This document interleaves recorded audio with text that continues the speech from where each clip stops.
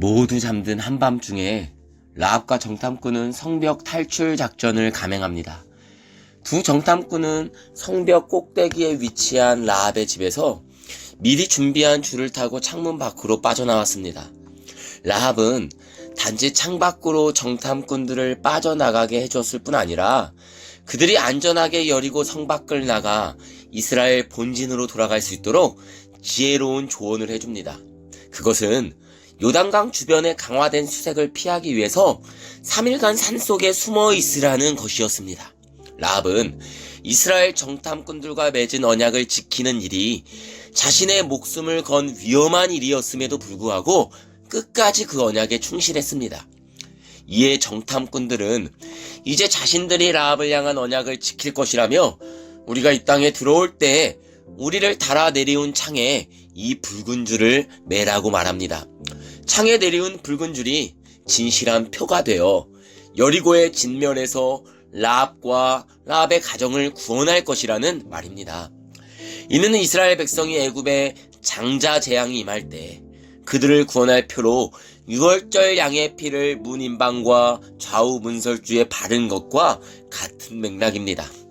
그리고 부모와 형제, 아비의 가족을 모아 집을 떠나지 말라고 이야기합니다.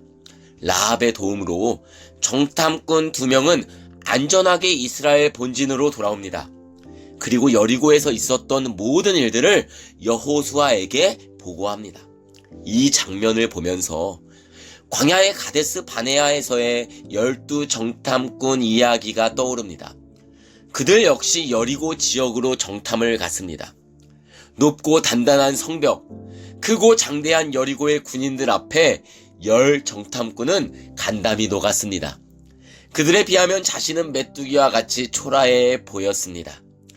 하나님이 보여주신 말씀에 대한 비전과 확신보다 자신의 눈으로 보고 오감으로 체험한 현실의 두려움이 훨씬 크게 다가왔습니다. 그래서 그들은 가나안 땅으로 가는 길을 주저하고 다시 돌아가자고 했습니다.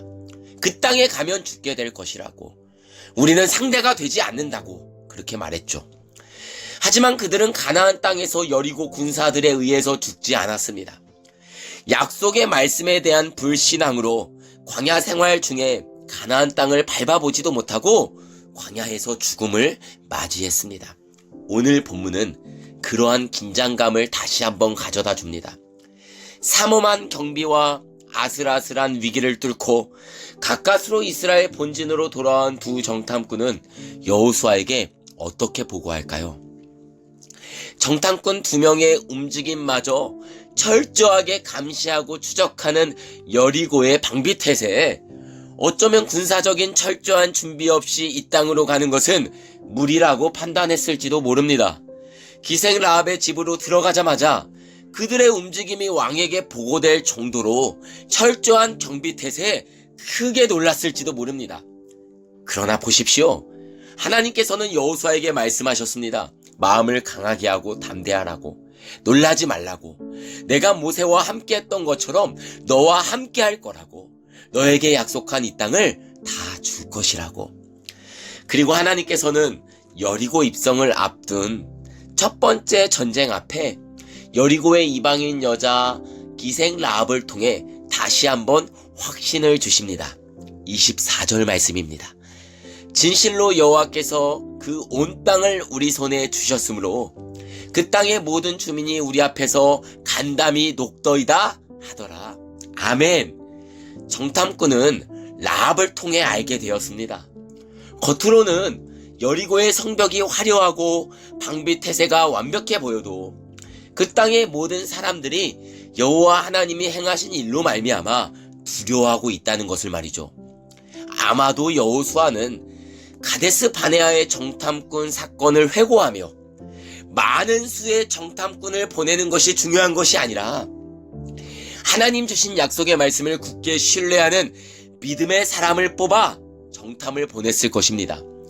하나님을 신뢰하지 못하는 부정적인 보고가 백성들의 불신앙에 영향을 끼치고 그리고 그로 인해 지난 40년의 시간을 광야에서 고생했던 사실을 누구보다도 잘 알고 있는 여호수아였습니다.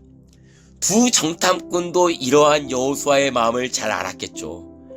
라합을 통해 일하시고 계시는 하나님을 신뢰하지 않고는 라합이 숨겨준 지붕에서 여리고 왕이 보낸 신하들이 떠날 때까지 기다리고 있지 못했을 것입니다.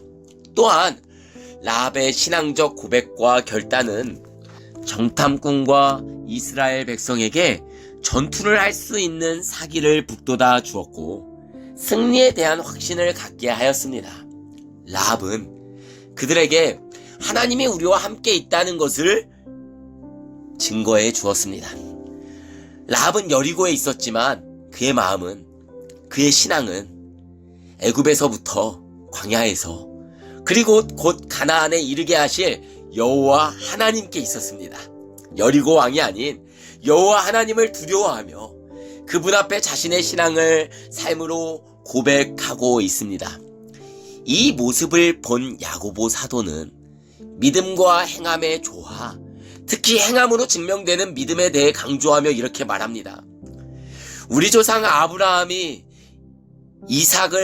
그 아들 이삭을 제단에 드릴 때 행함으로 의롭다 하심을 받은 것이 아니냐. 이와 같이 기생 라합이 사자를 접대하여 다른 길로 나아가게 할 때 행함으로 의롭다 하심을 받은 것이 아니냐. 라합의 헌신은 아브라함이 이삭을 하나님께 드린 헌신과 같은 선상에 있습니다. 아브라함은 자신의 생명과도 바꿀 수 없는 아들 이삭을 하나님 앞에 드리는 믿음을 보였죠. 라합은 자신의 생명 자체를 걸고 여호와 하나님을 향한 믿음의 결단을 보인 것입니다. 가나안의 타락한 문화 한복판에서 자신의 몸을 팔며 자신과 자신의 가족의 생존을 이어갔던 라합은 이제 자신의 생명을 걸고 가나안의 신들과 왕과 군대를 거스르며 여호와 하나님을 믿는 신앙의 공동체에 들어가려는 위대한 결단을 합니다.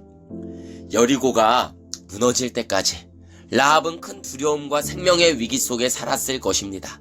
그러나 그 위기의 시간을 인내하고 이겨내므로 라합은 여리고의 이방인 기생이 아니라 아브라함과 같은 믿음의 선진으로 우리에게 기억되고 있습니다. 훗날 라합은 유다 지파의 살몬과 결혼을 합니다. 살몬은 두 정탐꾼 중에 한 명이었을 것이라고 많은 학자들이 추측합니다. 라합과 살몬의 만남을 통해 우리가 너무나도 잘 알고 있는 룻기에 나오는 보아스가 태어납니다. 그리고 그 보아스와 룻을 통해 훗날 다윗이 그리고 예수 그리스도가 이 땅에 오시게 됩니다. 사랑하는 성도 여러분, 우리의 혈통이, 우리의 지연이, 우리의 지식이, 우리의 가진 환경이, 조건이 우리가 믿음의 삶을 살아가는 데 있어서 제약이 아니라 오히려 하나님이 사용하시는 그 도구가 될 줄 믿습니다. 오늘 라합의 신앙과 또 정탐꾼들이 보여준 그런 믿음의 견고한 모습과 또 여호수아를 통해 보게 되는 전쟁을 앞둔 그 하나님 앞에 온전히 세워져 있는 그런 믿음의 모습들을 통해서 우리는 생각하게 됩니다. 우리가 어떤 조건, 환경, 상황 속에 살아갈지라도 하나님 우리에게 주신 말씀, 약속의 말씀, 생명의 말씀, 그 말씀을 기억하고 그 말씀을 살아내므로 하나님의 생명책에 우리의 이름이 기억되는 그 은혜를 누리시기를 주님의 이름으로 축복합니다.